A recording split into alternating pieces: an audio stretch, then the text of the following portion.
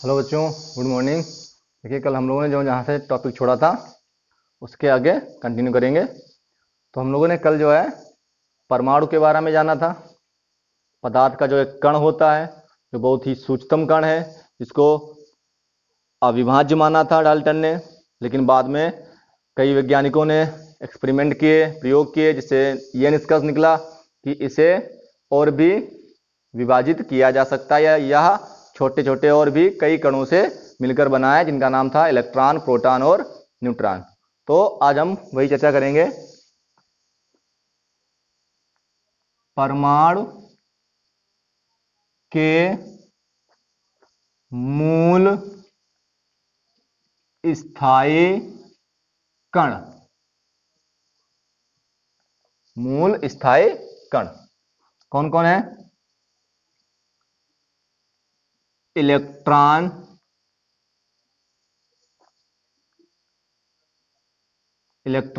Proton, neutron. Electron,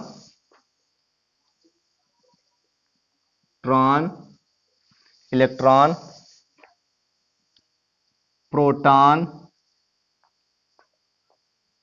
neutron.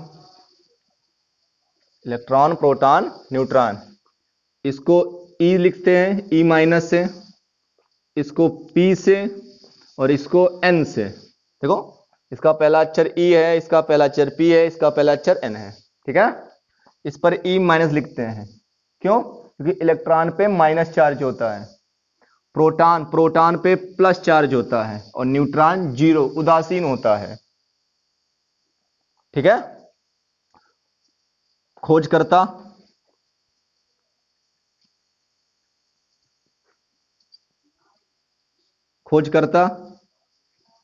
ठीक है, इनके खोजकर्ता कौन है? तो ट्रिक भी याद रखना। ट्रिक में लिख देता हूं यहां पे।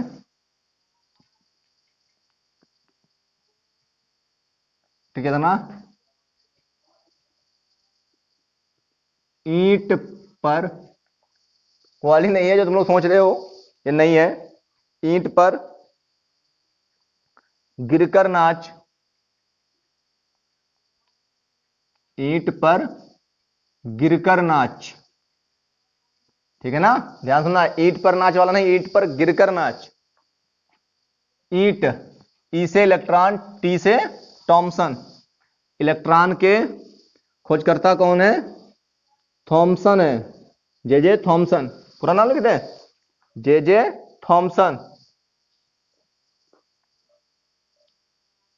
जे थॉमसन या टॉमसन, जो भी आप बोलना चाहो, जे टॉमसन। ठीक है ना, ईंट पर हो गया, पी से हो गया प्रोटॉन, और गिरकर मतलब हो गया जी। ठीक है ना, पी से हो गया प्रोटॉन और जी से हो गया गोल्ड स्टीन। प्रोटॉन की खोज जो है गोल्ड स्टीन ने की थी आपकी, वो मत याद रखना जो पुराना वाला था। ठीक है ना, थॉमसन ऐसे लिखते हैं, ऐसे थॉमसन, और इसको गोल्ड स्टीन ने खोजा था इसको बेटा। ठीक है ना,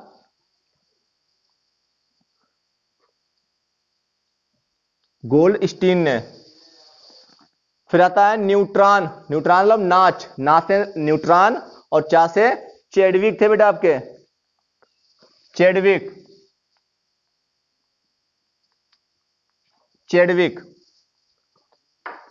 इलेक्ट्रॉन की खोज थॉमसन ने की थी, प्रोटॉन की खोज गोल्ड स्टीन ने की थी, और न्यूट्रॉन की खोज चैडविक ने की थी। वो पहले जो लिखा हुआ गलत था आपका, रदरफोर्ड कहे जाते थे, वो नहीं था, गोल्ड स्टीन है आपके। हो गया। अब इनके कुछ वैल्यू है, कुछ बातें इनके बारे में वो मैं लिख रहा हूं, वो आपको नोट कर लेना, क्योंकि वो आगे आपको काम देंगी। जब आप इस लेसन में न्यूमेरिकल आगे पढ़ेंगे, लगाएंगे, तो वहां पर इनकी जो वैल्यू है, कुछ बातें हैं, कुछ मात्रात्मक संख्याएं दी हुई इनके बारे में, तो वो आपके लिए काम की है, तो वो आप पहले कर लीजिए, फिर उसके बाद में लेसन के आगे चलेंगे। ये नोट कर लेना है आपको पूरा।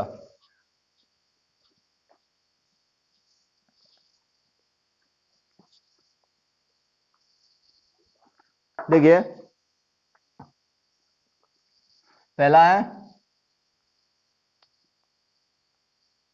इलेक्ट्रॉन का नामकरण।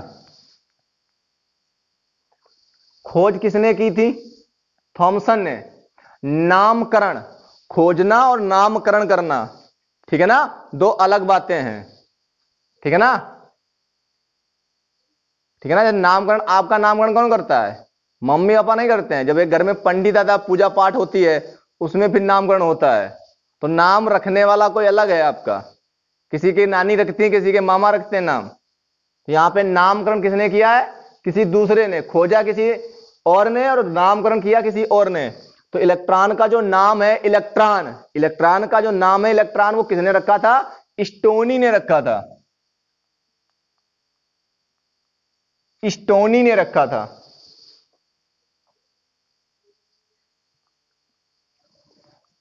प्रोटॉन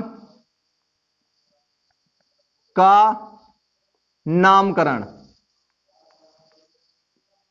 प्रोटॉन का जो नामकरण है बेटा हमारा, वो जे टॉमसन ने, जिन्होंने खोजा उन्होंने ही नामकरण किया इसका।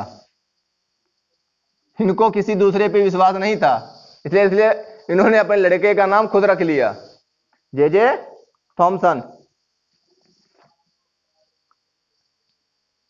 इलेक्ट्रॉन पर आवेश की मात्रा,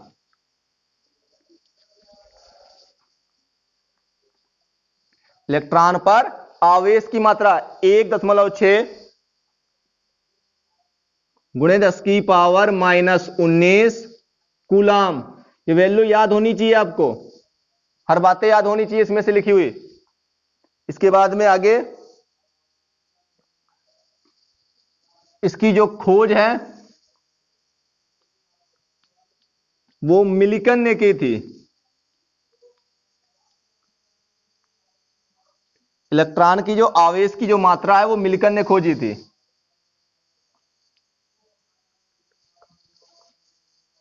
इलेक्ट्रॉन का E/m, ये सब आगे आपके वैल्यू काम आएंगी, इसलिए बता रहा हूं, याद रखना है। 1.76 गुणे 10⁸, 1.76 गुणे 10⁸ कूलाम प्रतिग्राम, कूलाम प्रतिग्राम। और इसको जो है आपके रदर जे थॉमसन ने भी इसको खोजा था, इसको भी जे थॉमसन ने ही खोजा था, जे थॉमसन ने ही खोजा था इसको भी। लिखते जाइए ये वैल्यू को, मिटा दें।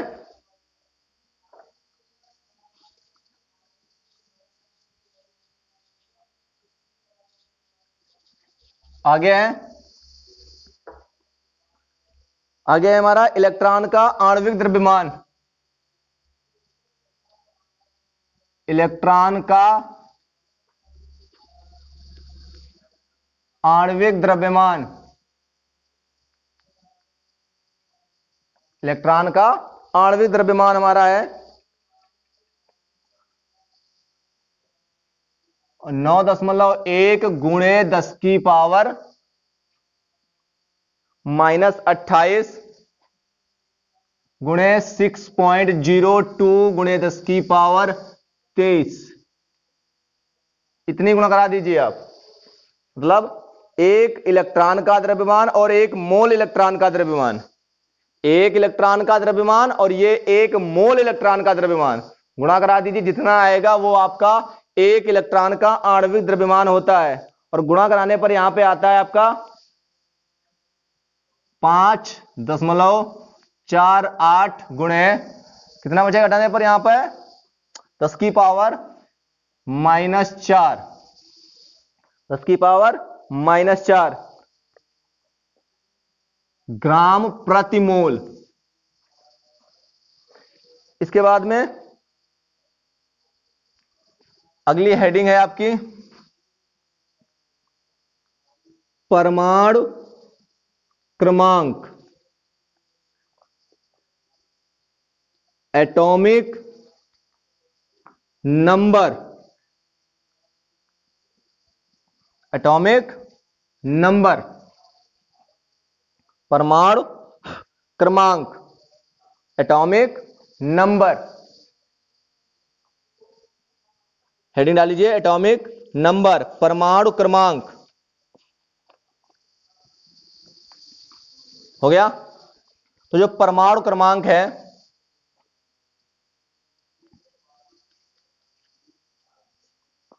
परमाणु क्रमांक जो है हमारा, वो प्रोटॉनों की संख्या के बराबर होता है, या कह सकते हो इलेक्ट्रॉनों की संख्या के बराबर होता है। तो परमाणु क्रमांक हमारा प्रोटॉनों की संख्या और इलेक्ट्रॉनों की संख्या के बराबर होता है। तो इसी के बेस पे जो है हम लोग डिफिनेशन बनाएंगे कि जो प्रोटॉनों की जो संख्या है वो एक परमाणु में, एक नाभिक के अंदर पाई जाती है। ये आगे जब हम चर्चा करेंगे, पढ़ेंगे, तब मालूम पड़ेगा। तो प्रोटॉनों की संख्या क्या होती है? एक परमाणु के नाभिक में होती है। तो हम डिफिनेशन बनाते हैं यहां से, किसी तत्व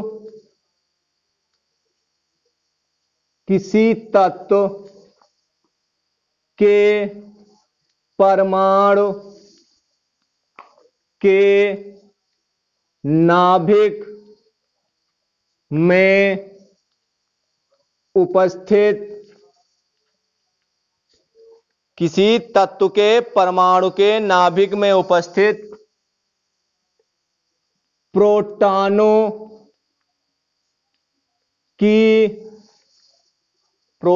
की संख्या को उस तत्व का परमाणु क्रमांक कहते हैं। इसे Z से प्रदर्शित करते हैं। इसे Z से प्रदर्शित करते हैं। मैं आपको दिखाता हूं कुछ आगे, जब आप पढ़ेंगे इसमें लेसन में, तो आपको मालूम पड़ेगा कि जो हमारा परमाणु है वो इस प्रकार से होता है। ये आगे आपको पढ़ना है, अभी बस देखना है। जो ये वाला हिस्सा होता है, ये न्यूक्लियस बोला जाता है, नाभिक बोला जाता है। इस नाभिक के अंदर प्रोटॉन और न्यूट्रॉन होते हैं, और ये जो हमारी कक्षाएं हैं, इन कक्षाओं में इलेक्ट्रॉन होते हैं। तो इसीलिए मैंने बोला है ये जो है परमाणु है। परमाणु किसका है? तत्व का। तो किसी तत्व के परमाणु के नाभिक में उपस्थित प्रोटॉनों की संख्या को उस तत्व का परमाणु क्रमांक कहते हैं। नाभिक में प्रोटॉन होते हैं, और प्रोटॉनों की संख्या जितनी होगी उतना उस तत्व का परमाणु क्रमांक होगा। मैं समझाता हूं आपको। मैंने आपसे कहा कि प्रोटॉनों की संख्या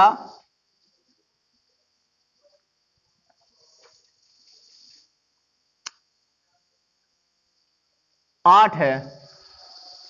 प्रोटॉनों की संख्या 8 है। तो प्रोटॉनों की संख्या 8 है, मतलब क्या हुआ?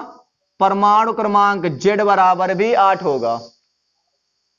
Z बराबर भी 8, परमाणु क्रमांक भी 8 होगा। 8 किसका होता है? ऑक्सीजन का होता है। हो गया? परमाणु क्रमांक कितना निकालते हैं, कैसे निकालते हैं? तो परमाणु क्रमांक प्रोटॉनों की संख्या और या इलेक्ट्रॉनों की संख्या के बराबर होती है। नोट कर लीजिए।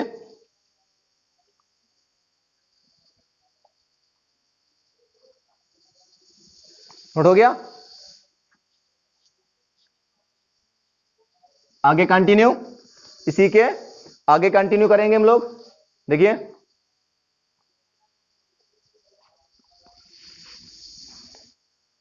परमाणु क्रमांक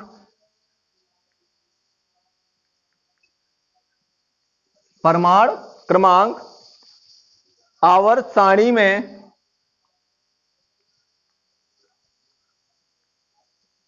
आवर्त सारणी में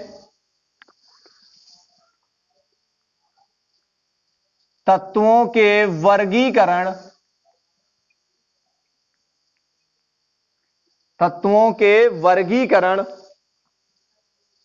में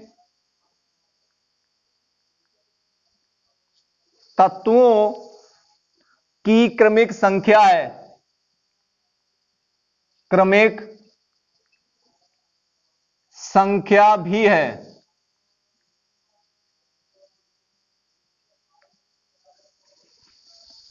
क्रमिक संख्या भी है।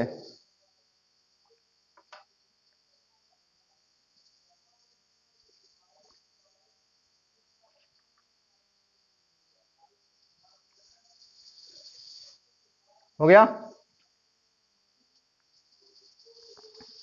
रफ कर रहे हैं इसको।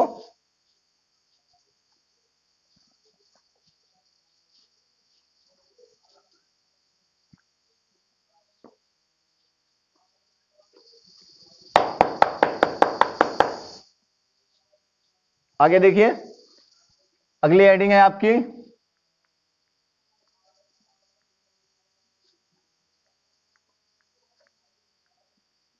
द्रव्यमान संख्या।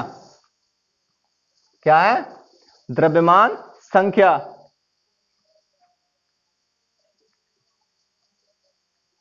एटॉमिक मास या मास नंबर, परमाणु भार भी बोलते हैं इसी को, परमाणु भार भी बोलते हैं इसी को, इसलिए मैंने लिखा है एटॉमिक मास।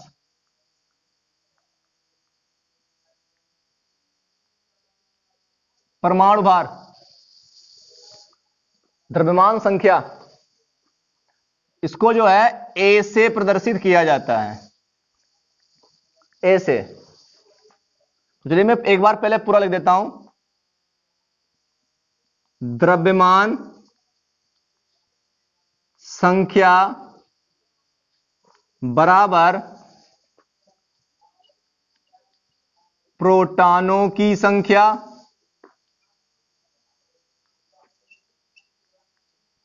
प्लस न्यूट्रॉनों की संख्या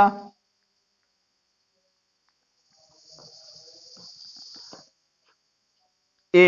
इसको प्रदर्शित करते हैं ए से, प्रोटॉनों की संख्या को पी से, न्यूट्रॉनों की संख्या को एन से। तो आपका फार्मूला हो गया ए बराबर पी प्लस एन। तो डिफिनेशन कैसे बनाएंगे? किसी तत्व के परमाणु के नाभिक में प्रोटॉन और न्यूट्रॉन कहां थे? तत्व के परमाणु के नाभिक में। इसीलिए मैंने बोला है किसी तत्व के परमाणु के नाभिक में उपस्थित प्रोटॉनों और न्यूट्रॉनों की संख्याओं के योगफल को द्रव्यमान संख्या कहते हैं। प्लस को क्या बोलते हैं? योग बोलते हैं, जोड़ना बोलते हैं। तो मैंने क्या नाम दे दिया? योगफल। तो फिर से एक बार परिमाण ध्यान देना। किसी तत्व के परमाणु के नाभिक में उपस्थित किसी तत्व के परमाणु के नाभिक में उपस्थित प्रोटॉनों तथा न्यूट्रॉनों की संख्याओं के योगफल को द्रव्यमान संख्या कहते हैं। इसे ए से प्रदर्शित करते हैं। इसे ए से प्रदर्शित करते हैं। क्लियर, समझ में आया अच्छे से? क्या है परिभाषा? किसी